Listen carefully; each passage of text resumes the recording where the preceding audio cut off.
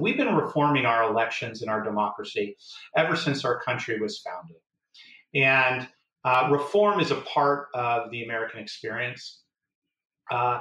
And voters are going to vote for who they want to vote for.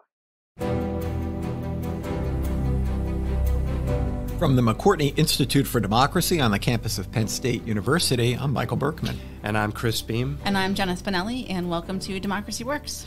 So, Jenna, we're talking today about open primaries. Indeed. On the show today to help us unpack this issue is Jeremy Gruber, who is the Senior Vice President of an organization called Open Primaries. You know, what's going on in primaries and caucuses and all of this as we enter in the for the 2020 election into the nominating season. Essentially, parties exercise what's called a gatekeeper role on determining who's going to run in an election under their label.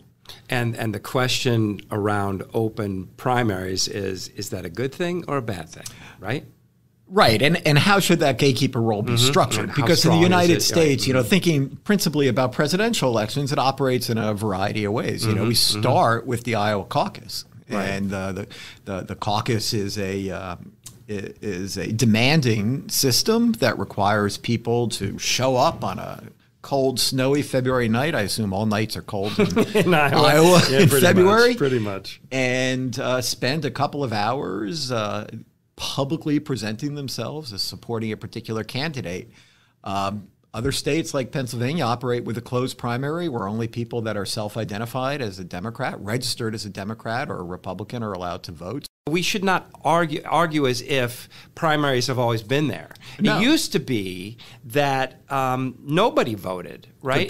For a ticket, right? The old smoke-filled room. Right, exactly. The proverbial smoke-filled rooms. And so, you know, closed or open, they didn't exist, right? So the whole idea of a primary was came out of the progressive movement, right? In the turn of the last century, I guess I should say. Yes, and you know, when you study what went on then, it's a mixed bag because on the one hand, they were democratizing the process. And that was their objective. And that was an objective. That was, the putative objective. That was an objective, was to remove the choice of candidates from parties that they saw as corrupt. Right.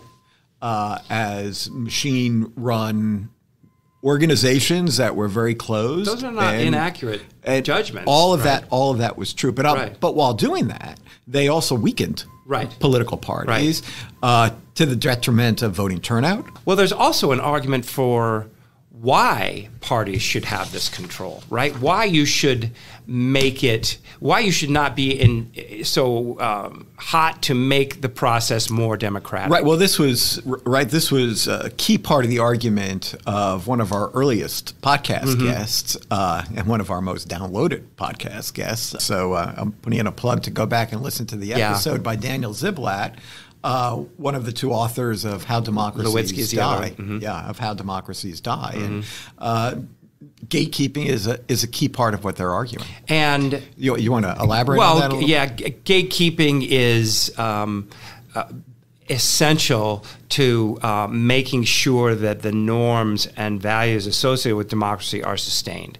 So their argument is that because of the gatekeeping role of parties, we did not end up with President George Wallace. Yeah, I mean, more generally, they make the argument that such a gatekeeping role for parties was not envisioned in the Constitution. But very quickly, parties came to take over much of this role of gatekeeping. And Ziblatt's argument, but their argument in How Democracies Die, is that this gatekeeping role by parties is critical to preventing the movement of democracies towards more authoritarian politics. So these party insiders have an outsized voice that's swamping the kinds of public support that I have. And you know, Hillary Clinton ended up with the nomination. On the other hand, certainly Ziblatt assesses the nomination of Donald Trump as a breakdown of the gatekeeping responsibility of the party. Just to make clear, a closed primary, is when you identify yourself as a registered Republican or Democrat, and you go and vote in that party for that party's nomination. Yeah, that's a better definition than one where Jenna's husband is not allowed to. Right. So if you're not registered as a Republican, you cannot vote in the Republican primary. No, you can't. It doesn't matter if it doesn't matter how much you want to. Doesn't matter how much you think your vote counts the same. Doesn't matter. You cannot do it. Okay, so you guys have set the table. We understand now the difference between an open and a closed primary, a little bit of how we got to the place that we are. So let's bring in Jeremy and hear about some of the work that his group is doing, and then maybe come back and talk about your reactions to that. Sounds good.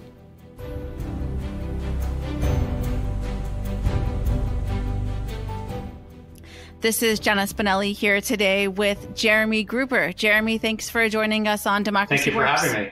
So we are going to talk today all about open primaries. And I have to say, I've lived in Pennsylvania my entire voting life. So I've never experienced an open primary myself. I think some of our listeners might be in that same boat, whether they live in Pennsylvania or maybe in other states that have closed primaries. So can you start off for my benefit and for theirs by walking us through how open primaries work?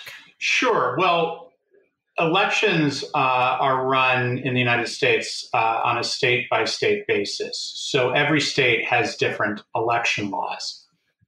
And in most states, the primary election, which is the first round of elections that voters have an opportunity to participate in, is oftentimes, in most cases, run by the parties, even though the taxpayers pay for the elections, and you, as a voter, experience those elections the same way you do as the general election.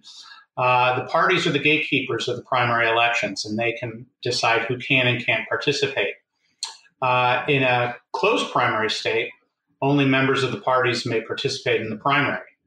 In an open primary state, independents, unaffiliated voters can participate in the primaries. And in some states like California, Washington, Nebraska, they have a nonpartisan primary system where the parties don't run the primaries. The state runs the primary the same way it runs the general election. All voters vote, and the top two vote getters will move on to the general election. So there are different forms of primaries. An open primary allows every voter who's registered to vote to be able to vote in that election. Right. So someone essentially walks in and they're given either the Republican or Democratic ballot, regardless of which party they may be affiliated with or not. Well, if they're an independent voter, and independents are now the largest group of voters in the country and growing. If you're an independent voter, you're not affiliated with a party, like the majority of voters now are. In a traditional open primary state, you would be given either the Republican ballot or the Democratic Party ballot, and you'd have an opportunity to participate in that ballot line. If you live in one of the nonpartisan primary states, everybody would be able to vote, not just in the Democratic primary or the Republican primary. There is no Democratic primary or Republican primary in those states. There's only one primary with all the candidates on the same ballot, and all the voters get to vote for whoever they want. Right. And so what's the breakdown? How many states have open primaries versus closed primaries? Sure. So 38 states have some form of open primary. Most of those states have a traditional open primary, like we just discussed, where you as an independent choose a ballot line. Not every primary election in those states are necessarily open, but at least some of the elections are open to unaffiliated or independent voters. 12 states have a completely closed primary, like Pennsylvania, where only members of the parties may participate in the primary election. Right. And so what's the history here? What I've read there, it was kind of a movement in the progressive area where a certain number of states moved to a more open system. But as you said, there are some that are still holdouts. So can you just kind of walk us through how that transition happened over time? Well, up until the early 20th century, there were no primary elections. candidates were chosen in sort of the proverbial smoke-filled back rooms by political party bosses. And you as a voter only had a chance to vote for a candidate once they were on the general election ballot. You didn't get the opportunity to choose a Republican nominee or a Democratic Party nominee, nor did you get an opportunity to help just simply winnow the candidates to the top most popular candidates for the general election. Those were decided by party insiders. Then, during the progressive era, the early 20th century, the primary was instituted. And at the time, it was a very important improvement in our election system. It took the choice of who would be in the general election away from the party bosses and gave it to the party members. And at the time, that was a really important development because most people were members of a party. So there was no real issue in terms of open or closed primaries. Everybody was a member of a party at the time, and they'd have an opportunity to directly choose the top candidates to move on to the general election. But unfortunately, what's happened over the years is that there's been a sea change, a real climatic shift in voter affiliation in this country, particularly in the last 20 to 30 years. And we've seen more and more voters become really uninterested in becoming a member of a party, disillusioned with one party or the other, not wanting to be forced to become a member of a party in order to vote. And more voters, particularly younger voters, are becoming independent voters. Now over 50% of millennials are independent voters. So increasingly what were a very progressive change started to become very exclusionary because a closed primary shut out the majority of voters. And so more and more states started to adopt some form of an open system. And now we have sort of the patchwork of laws that we do now, with new states starting to more and more adopt some form of an open primary. Colorado, for example, adopted a traditional open primary just in 2016, and other states, like you noted earlier, Pennsylvania, are contemplating the same. Yeah, and what is that process for moving from closed to some form of open? Is it something that happens through a ballot initiative? Does it come up through the court, through the state legislature? Well, a primary can be changed in any number of ways. There's generally three ways that primaries have been opened in various states. The first is through a ballot initiative. California, for example, adopted a top two nonpartisan open primary via ballot initiative. Then there is through legislation, and legislatures in the past have adopted open primaries. Pennsylvania's legislature is currently considering an open primary.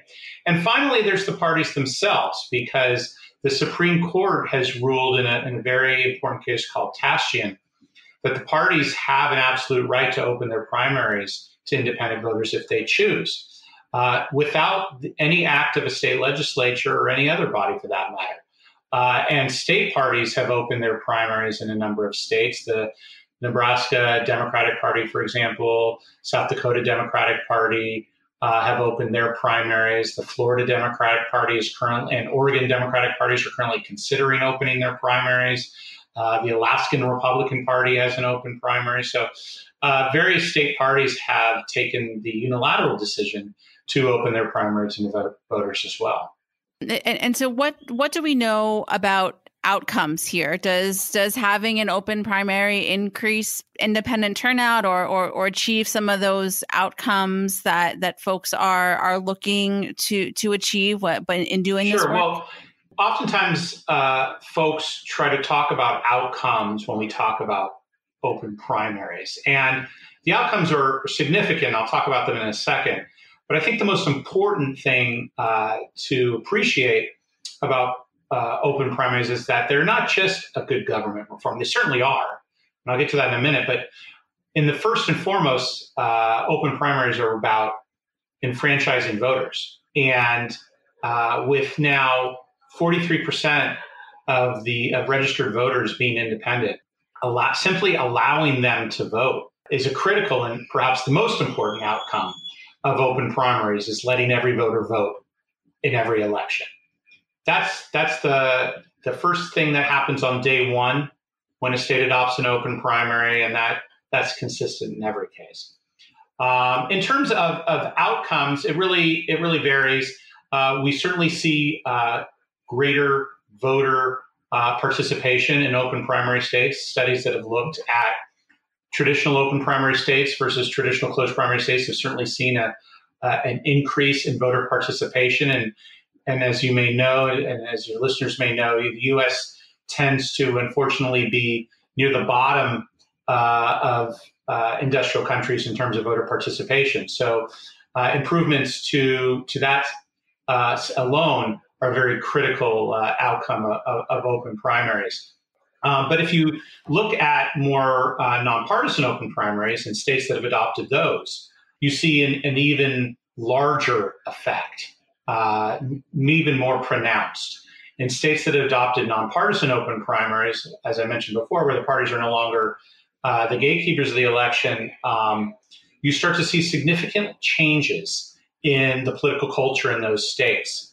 California, for example, you start to see all kinds of new coalitions forming, political coalitions, huge rise in bipartisan work on issues that simply can't move forward in a more partisan environments. Issues like climate change, immigration reform have a significant bipartisan push in states that have adopted nonpartisan primaries, because once the parties get out of the way of being the gatekeepers of elections, candidates and elected leaders become far more representative of their entire constituency, not just the partisan few that they need to get elected in a more closed system. And as a result of being much more representative and to their entire constituency, you start to see a lot more fluidity in the political culture, a lot more responsiveness on behalf of political leaders, a tamping down of the hyperpartisanship that we see on display in a number of closed primary states, particularly, and certainly in Congress, and a much more of a nonpartisan environment for real policy reform. That's really what the goal of a more open system is to take the gatekeepers and get them out of the way, put the voters back in charge of their elections, and make their elected leaders more responsive to them and their wishes. So you mentioned this notion of gatekeepers. Do the parties have any role here, or is there any room as you see it for a gatekeeping function? Well, I think that some of those discussions that you refer to sort of blur some important lines. Parties certainly have an important role. Parties exist because people naturally will find like-minded individuals who see politics the same way and organize themselves that way. Parties are going to exist, and they do play a role in helping put out the views of their members and organizing voters and sharing information. There's all kinds of value that parties have, and they're important to a functioning democracy. The question is not whether should there be parties or not. The question is, what is the role of the parties? And it's our view, and it's certainly, I think, borne out by the evidence, that when parties play a gatekeeper role, they are changing the relationship between the voters and their democracy. And when parties start to play a gatekeeper role, voters start to lose their power. They start to lose their choice in a democracy, and they start to lose the ability to vote for who they want to in every election. Parties should compete in elections, and they should participate in elections, and they should put forth candidates in elections and all the valuable things that parties do. But parties shouldn't decide in a functioning democracy who can and can't vote. You're the right age, you are registered to vote, then you should be able to vote in every election, certainly, because these are taxpayer-funded elections. And oftentimes what the discussion tends to forget when it comes to open versus closed primaries is that regardless of whether a system is open or closed, these are publicly financed elections. Primaries are publicly financed elections. You pay for these elections whether you're in an open primary state or a closed primary state. And it just follows that if you pay for an election, you should be able to participate in it. You know, one of the founding principles of our country was no taxation without representation. That's really what open primaries is. So the other thing that we sometimes talk about or have certainly heard about since the 2016 election is the idea of negative partisanship, as it's sometimes called. So people aren't necessarily voting for a candidate, they're voting against the other one. Is there any evidence, or do you maybe see potential for that to happen in an open primary system where someone's going to say, you know, I might lean Democratic, so rather than voting for the person I think is the best candidate on the Democratic side, I'm going to vote for whom I believe to be the least electable Republican candidate, so that when it comes time for the general election, the Democratic candidate maybe has a better chance. You know, anytime we talk about reform in this country, that type of a criticism is brought up. And I think it's important to look at who brings up that type of a criticism. That criticism always tends to come from the establishment itself. Oh, you know, you may not like the system we currently have, but just think what would happen if you tried to reform the system, and all kinds of terrible scenarios are floated as possible outcomes if you simply try to reform the system. We've been reforming our elections and our democracy ever since our country was founded. And reform is a part of the American experience. And voters are going to vote for who they want to vote for. And we shouldn't be in the business of telling voters who they should or should not be able to vote for. You have every one person, one vote, and you should be able to vote for who you want in every election.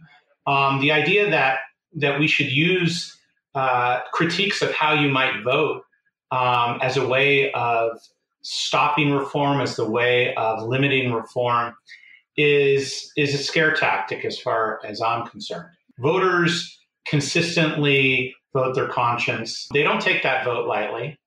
And it's a very rare occasion where they try to throw that vote away and try to play some sort of gamesmanship. It doesn't work. It never has, and most voters just don't choose to use their vote that way. So you mentioned earlier there are 12 states that have closed primaries. Which do you see as the best opportunities for reform? Where's your organization placing its efforts between now and next November? Well, I think the open primaries issue has really exploded, particularly since the 2016 election, when it was sort of part of the public discussion about that election, and it's only increased. The discussion and the debate and the opportunity has only increased since. And there are open primaries campaigns in a dozen states right now. I think some of the key states that we're looking at are states like Pennsylvania, which passed a traditional open primary through the Senate just this summer, and is looking to do the same in the Assembly this fall and in the beginning of next year, and hopefully pass an open primary through the Pennsylvania state legislature. We're looking at another close primary state, Florida, perhaps the most important state politically in the country, another purple state. They have a ballot initiative that they are currently gathering signatures for, and we're pretty confident we'll be on the 2020 ballot in Florida for a nonpartisan top two open primary in the style of California. There are states like Alaska that is starting to move for a 2020 ballot initiative as well. And there are states that are a little further off, states like Maine that have been moving open primaries legislation through the legislature, and will be doing so again in the next session. Every day, we get more and more calls from activists around the country who want to start an open primaries campaign in their state. And I think that's largely being driven by what I talked about a little bit earlier, the significant change in the way voters starting to see their political affiliation, the move away from party affiliation in this country, and the desire to remain unaffiliated, and the lack of inclusion for now the largest group of voters in the country. Yeah, and as your organization is out there doing this work and working with companion groups in these states, are you seeing anything to indicate that the parties are pushing back, or they're starting to feel any of this pressure? Well, the parties, it's funny. The open primaries issue is one of the very few issues that unites the parties. Unfortunately, it's an opposition, but it does unite them. The party opposition has remained consistent, I think, over the course of this issue, and is still largely opposed today. But what we are seeing are significant fractures within the parties.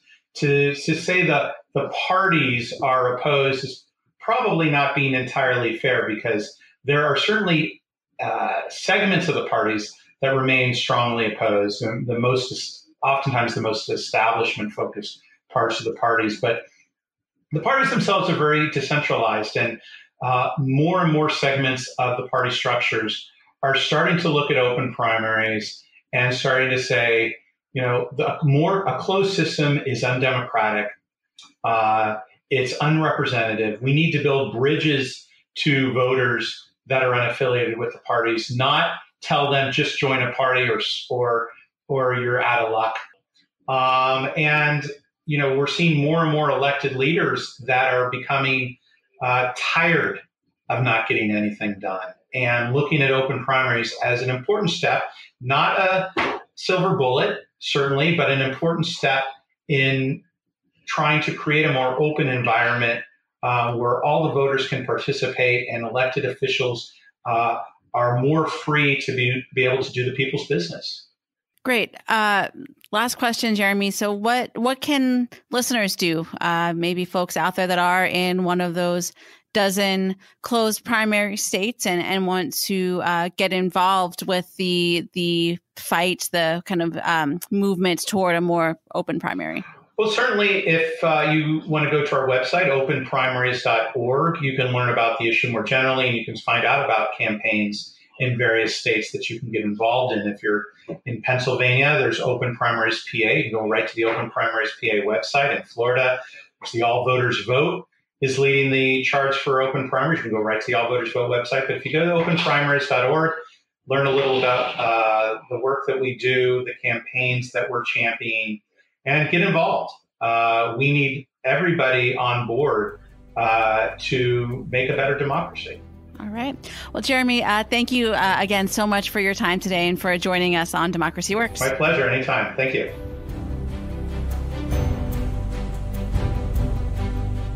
Well, thanks, Jenna. That was a very interesting interview. I learned a lot about how primary systems operate and some of the arguments in favor of moving to a more open primary system.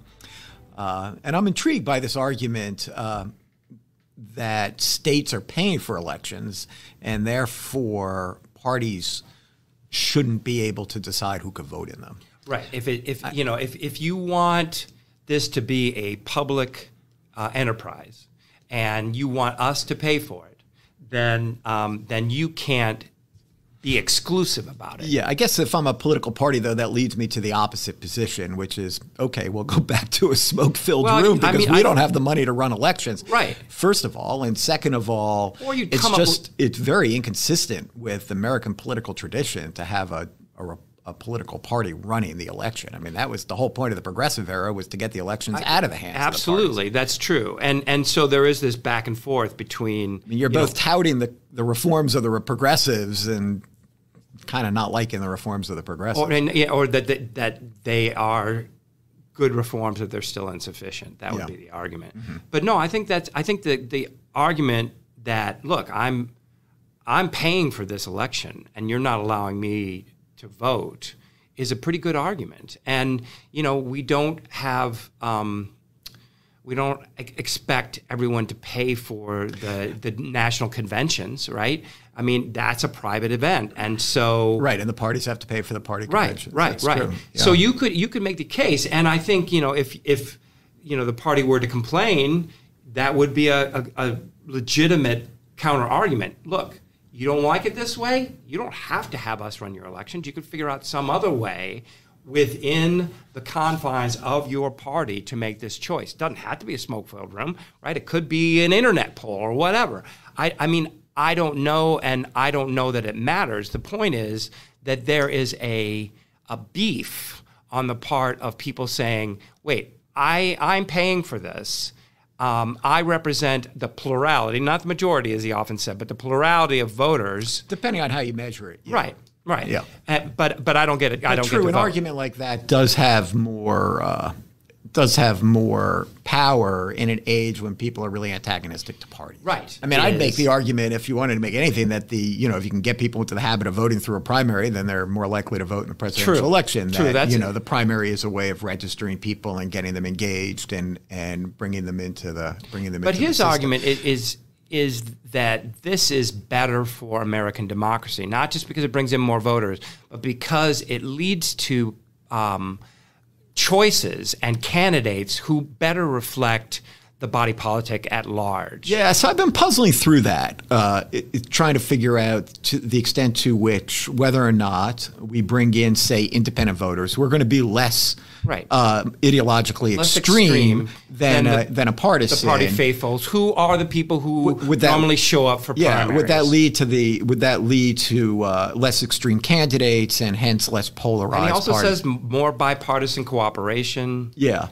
So, I mean, it is striking that I went back and I looked at some research by Boris Shore. And I mentioned Boris because he was on our podcast. Yeah, he was one of our earlier episodes. He's sort of the maven on polarization in state elections. He looked at exactly this question, actually. Are states less polarized? In other words, are parties closer together ideologically in states that have more open primary systems and ones that are more closed? And he finds that there's pretty much zero effect. And pondering why that is, I mean, he does really make the excellent point that, and this is consistent with more contemporary theories of political parties in the United States, that, political parties are not just made up of voters. They're also made up of interest groups.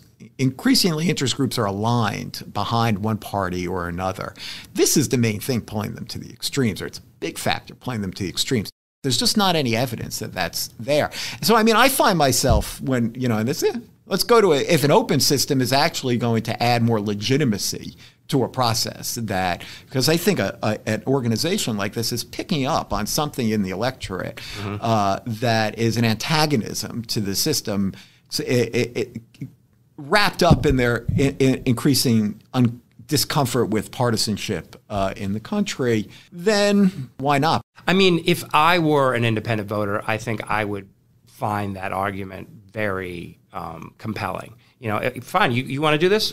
Well, then just I don't want to pay for it. Especially, really, there's interesting recent research on the rise of independents, and they're not a majority, but there are a lot of them, and it has been increasing, and you're going to see it especially among younger people that they self-identify as independents. They don't vote like independents, but they identify that way. I also think that the current climate makes it unlikely that reforms like this are going to have much of an impact, right? I mean, the partisanization of American life goes all the way down, and the idea that tweaking who gets to vote in the primaries is going to have some impact on that, I just think is unlikely. Yeah, that's a really good point. I mean, I think that this organization's mission and is one of many that we see popping up around the country these days that are responding to different aspects of a more polarized, partisan kind of political environment. I think that's right. And so parties have to respond to that, just as they've had to throughout American history. All right. Well, really interesting. And it is an ongoing conversation. And certainly it is within the McCorney Institute. And within Pennsylvania, as we've seen. So thanks very much to Jeremy for coming on and talking about his point of view. And Thank you to all of you for listening. I'm Chris Beam. I'm Michael Berkman, and this has been Democracy Works.